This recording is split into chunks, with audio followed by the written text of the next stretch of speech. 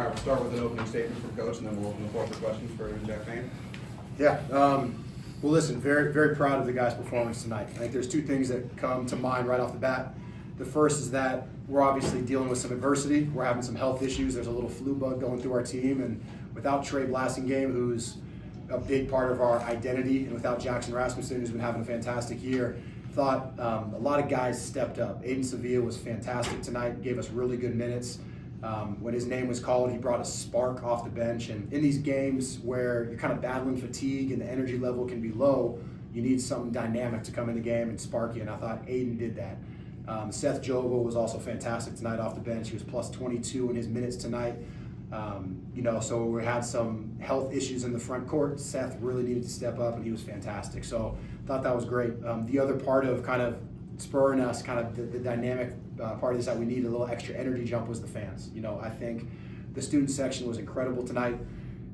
When things started to get tight in the second half, I heard some defensive chants, some things to kind of get the guys going again, and that's what we need. Hopefully we can make ICCU Arena the hardest place in the conference to play, and hopefully the students enjoy the product that's on the court. I thought this is a team that should be easy to get behind, and our guys did a really good job, just battling and controlling what they could.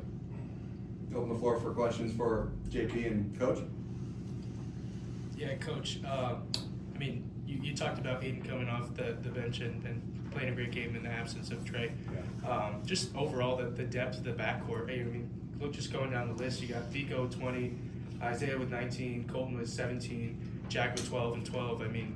What does that depth mean for you guys moving further into conference play? Yeah, hopefully games like this can be a little bit of a blessing in disguise. Offensively, Jack really kind of found his rhythm tonight, and his ability to not only make shots, but just be aggressive and rebound the basketball at a high clip. That's what we need from him. And, he's been battling injury issues. And so for him to come back and find his rhythm, I think this is a really good sign for the future. And then we're deep. We only had 9 guys tonight. We needed all 9 of them. But a guy like Aiden Sevilla, everybody in our locker room knows what he's capable of. He's just waiting for his opportunities. And, same thing for Seth Jogo. I think he's kind of been an X factor for us a lot of the year, playing good basketball.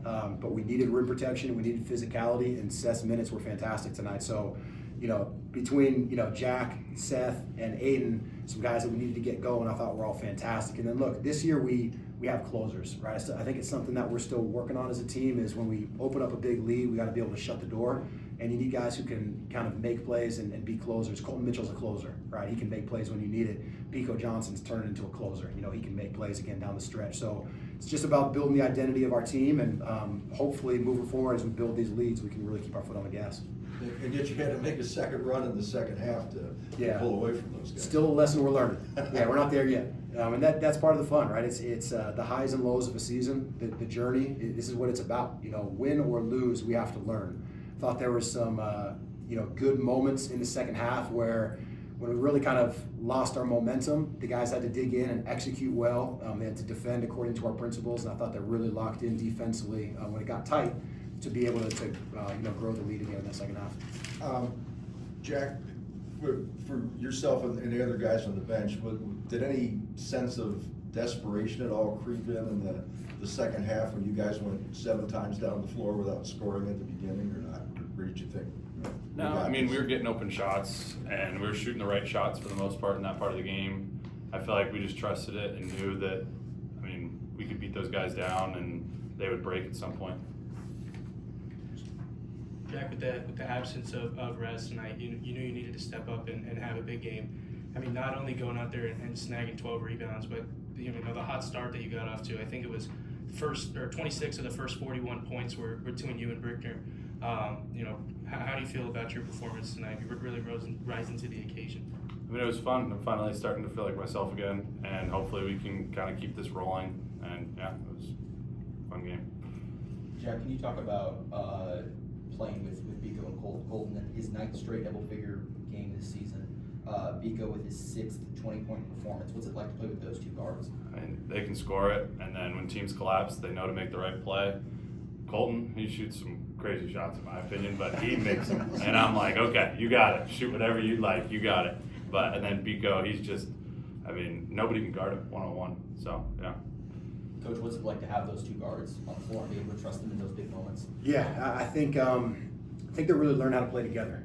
where if they're trying to kind of gear in on Kolton and not allow him to be comfortable, Biko can kind of step up and be the creator. And if teams are trying to take away Biko, obviously Kolton can step up and be a creator. And then we have a lot of other weapons as well. I think last weekend on the road, we were really pounding the ball inside and having success there. So you want to be a dynamic, versatile offense. You want to just be living and dying by the three. That was us last year. This year, we really have an interior presence. And the other thing that's worth noting is Jack played 38.5 minutes tonight. Yeah. Right. That's by far the most he's played this year. And so he had to kind of withstand some fatigue and withstand some ankle injuries, and just he really battled, even though he wasn't feeling at 100% tonight. And I'm just really proud of this guy.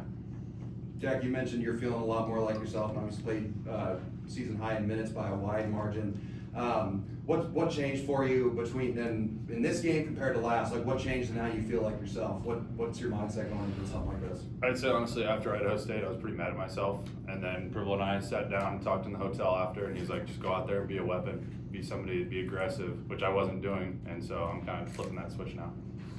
What does it mean for you as a player? We talked with Coach about this, but you had 12 and we had guys scoring 17, 19, and 20, and times where you're still finding your rhythm. You got guys like Aiden who can even come off the bench and put up points. You guys have a very deep team, and that's even with missing guys. So what does that mean for you to know you can trust pretty much anybody on the squad? Yeah, I mean, I'm one of those guys that if I'm not scoring a lot, all I care about is that we win and we make the right play and that we shoot the right shots the entire game. So, I mean, it's just amazing to have, what is that, 10, 11 deep that can come in and score the ball willingly. Coach, you talked about how Biko and Kolton are closers for your team. How about the start that Isaiah Brickner had tonight? Scored 17 points in the first half. Really jump-starting you guys, and he's really came on strong here in this middle part of the season. What does that mean for your team offensively? Yeah, he's another guy very similar to Jack who had injury issues a lot of the offseason. So it took him a little while to catch his rhythm early in the season, and pretty quickly thereafter he was hitting the ground running. He was already Big Sky Conference Player of the Week early in the year, and he's just a dynamic scorer. So we have a lot of weapons. Kolton and Biko, the ball's in their hands a lot, but everybody on our team knows if Jack's got an open look, we want him shooting it. If Isaiah's got an open look, we want him shooting it. So again, there's just a lot of weapons, and it's an unselfish group. You hear Jack talk about it, but it's about the we, not the me. The guys share the ball, they make each other better, and I think that's the sign of a good program. Any more questions for Coach or Jack? Yeah, Coach, whether at the nest or here at ICCU, Sac State has been a historically difficult team to play. You hold two of their best players, Mikey and Profit, to 14 and 8. Just talk about kind of the defensive effort that you put out tonight and to get this big win.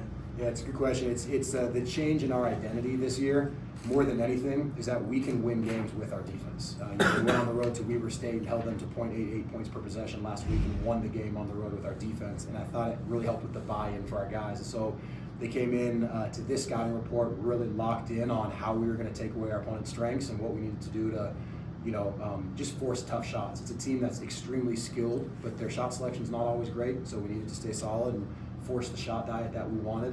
We didn't do a good enough job on the glass. That really hurt us early in the game, but it's just another area to improve. So this is a team that can win games defensively. I think you got to credit Brandon Laird for doing a fantastic job with the scouting report.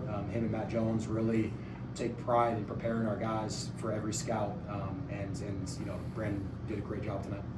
Can you talk about, Coach, that last thing after the game when you got on the mic and we're talking with the crowd? What does it mean? I know you mentioned it in your opening statement, but what does it mean to have a sold-out student section and have a crowd like that here watching your team play? It means everything. What's special to me about this place is the community, right? It's an unbelievable university. The students all have such a good time going to school here. Like Jack will be the first to tell you, he loves being at Idaho. And so to have the student section not just come out, but bring some juice, bring some energy, stand up the whole time like they were at a football game. This is what we've been waiting for. And so hopefully they had a good time. We've got a bunch of Idaho kids they can get behind. We've got a great group of young men who, they're true student athletes. They're fun people to be around in the community. They're good academically, and hopefully they're putting a good product on the court. So all in all, I just am really, really excited and grateful to have the student section in the building. We're going to need them all 5 of our remaining home games. Can you talk about last question, can you talk about the next 36 hours before Portland State? They barely beat Eastern tonight. What does that look like playing the conference leaders? Yeah, great opportunity. We talk, it's kind of a funny phrase, but we talk about earning opportunities, right? As a program, we want to earn opportunities. And I think, now sitting at 4-2, playing at the undefeated team in conference, it's an opportunity for us to go out and prove something about our team and our program. And so I'm really proud of the guys for what they did tonight, and I know they'll be excited on Saturday. But, it's kind of funny. We got back in the locker room, and typically we have some energy, and we're, celebrating a little bit in the locker room. And this time I looked at the guys, it was really quiet. I said, "You guys doing all right?" And Kolton said, "I'm ready for bed." The guys gave everything they had, and they're all battling this flu bug that's going through our team. So it's sleep, it's rest. We'll try to back things up a little bit tomorrow and see if we can get healthy for Saturday. Do you expect you're gonna play with a short bench again, or do you think you might get people back for Saturday? We really don't know. We can control. I know everybody on our team wants to be out there. I know Trey and Jackson really wanted to be out there tonight, but hopefully the guys who did play can kind of get recharged and we don't lose anybody else. And then, we'll see how Trey and Jackson are doing tomorrow. Anything else? Are they the only two that are down, or are there people kind of on the? A lot of people. There's like 8 of us that are sick. Yeah, a lot of people. Whether they, I'm good. Yeah, I'm good. I'm sorry, fine. but yeah, it's been going through. It always seems to happen. Actually, last year when we played Sac State on the road, we didn't have Julius, we didn't have Kyson. Tyler Linhart played the whole game at the 5. Like, it just happens at different times this during the season. So try to control what we can and help the guys be healthy, but they just got to rest and recover.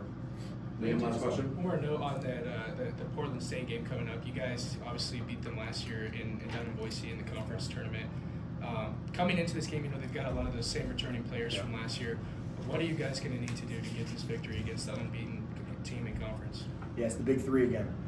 Coach Coburn's doing a great job keeping his group together. So Jalen Henderson, Terry Miller, and Minot Jr. They're all very good players, and they're very similar to last year. The difference is Terry Miller is shooting the heck out of the basketball right now, where he wasn't really able to shoot last year. And so, last year we really collapsed the paint, made him shoot the ball from the perimeter. So we'll dig into the scout tomorrow and find a way to create an advantage for our guys. But it's going to be a big challenge. One more. Last one. Sorry. You guys have been, ever since you arrived here in Moscow, you guys have been a really good 3-point shooting program. Tonight, you had 4 different guys with multiple threes in the first half, 11 first half threes in total. Yeah. How much emphasis do you place on really, coming out and getting those shots from beyond the arc early on in games? Yeah, we want to be a dynamic offense that can be an inside-outside threat. So we recruit skilled players.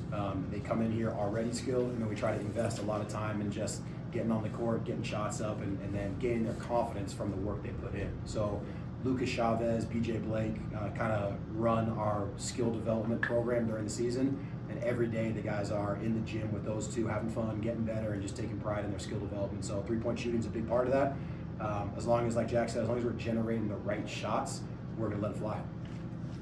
All right. Thank you, guys. Thanks, guys. Go Dennis.